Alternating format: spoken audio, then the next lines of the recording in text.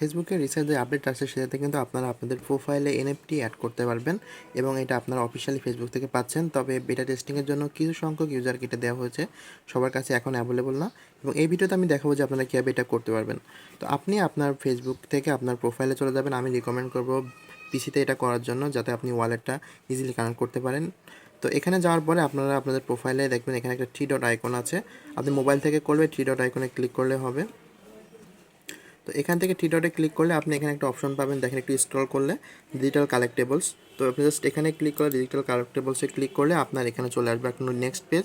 এখান থেকে আপনার যে ডিজিটাল ওয়ালেটটা বলছে তারা, সেই ডিজিটাল ওয়ালেটে কিন্তু আপনি আপনার মেটামাস্কটা কানেক্ট করতে পারবেন। তো আমি জাস্ট এখান থেকে গেট স্টার্টেডে দিয়ে দিলাম।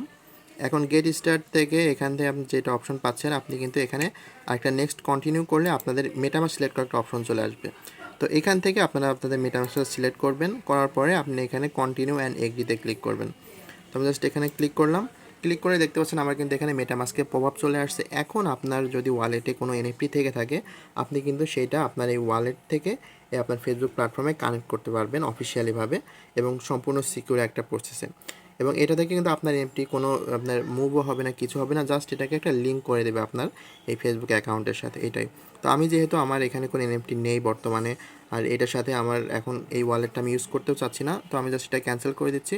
কিন্তু আপনাদের যদি যে ওয়ালেটটা থাকে সেটা আপনারা লগ ইন করে আপনারা চাইলে আপনাদের এই ফেসবুকে অ্যাড করতে পারবেন।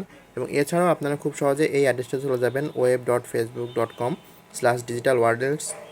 এই অ্যাড্রেসটাতে গেলে আপনারা এইভাবে ওয়ালেট কানেক্ট করার অপশন পেয়ে যাবেন। তো ভিডিওটি ভালো লাগলে থাকলে অবশ্যই একটি কমেন্ট করে জানাবেন এবং অন্যান্য ভিডিও পেতে আমাদের চ্যানেল সাবস্ক্রাইব করে রাখুন। ধন্যবাদ সবাইকে।